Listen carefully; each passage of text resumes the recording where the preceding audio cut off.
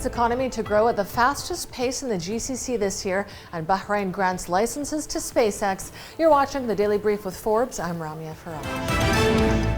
Kuwait's economy is expected to grow at the fastest pace in the GCC at 8.2% this year, up from 1.3% in 2021.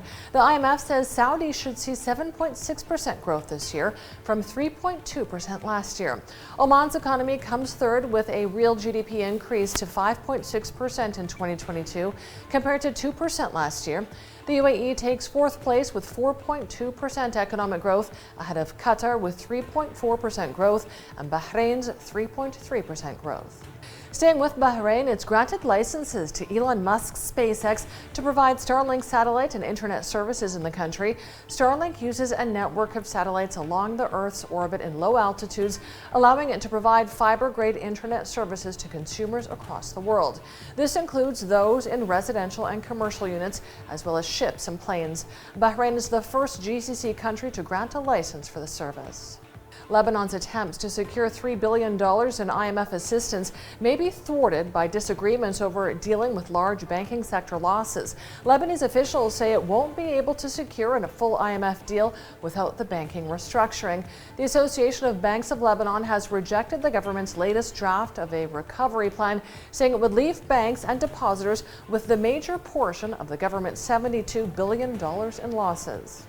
Lots of companies news today, and Boeing has lost $660 million developing two Air Force One 747 jets in a 2018 deal with former President Trump that placed liability for cost changes on the company rather than on taxpayers. Boeing says it expects to lose $1.1 billion on the planes, which should be delivered by 2024 but could take longer. The fixed price contract was worth $3.9 billion. The revelation comes as Boeing posted a $1.24 billion Q1 loss, sending its stock tumbling by 9%.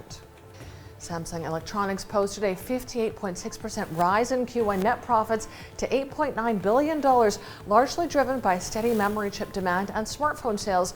The world's biggest memory chip maker is the flagship subsidiary of the giant Samsung Group. It's by far the largest of the family-controlled empires known as chaebols that dominate business in South Korea.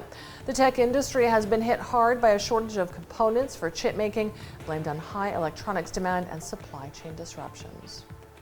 Nokia has posted a 17% fall in Q1 profits due to its withdrawal from Russia and supply problems, but it says it will meet this year's target. The Finnish telco equipment maker reported profit of $230 million, primarily due to a $109 million provision related to Russia. Earlier this month, Nokia announced a full withdrawal from the Russian market, leading to the layoffs of 2,000 local staff. Barclays is reporting an 18% drop in Q1 net profit on litigation and bad debt charges. Profit after tax declined to $1.8 billion compared with Q1 2021.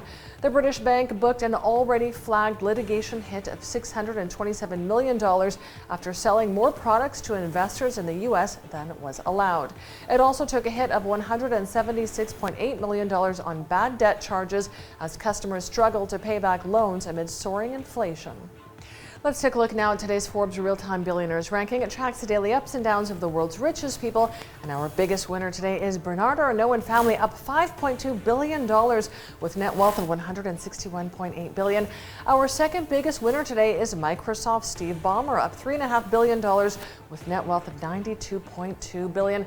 And our third place winner is Mukesh Ambani, up $2.7 billion with net wealth of $107.4 billion.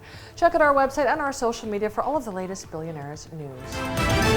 Crypto entrepreneurs are fueling their operations with a source of natural gas that frequently gets wasted during oil production. Across the U.S., companies are setting up shipping containers where racks containing hundreds of computers that mint cryptos are fueled by natural gas from oil wells that otherwise would be burned off as waste. Bitcoin miners say if they weren't at the site, the natural gas would be lost. I'm Ramia Faraj. This is the Daily Brief. Thanks for watching. See you tomorrow.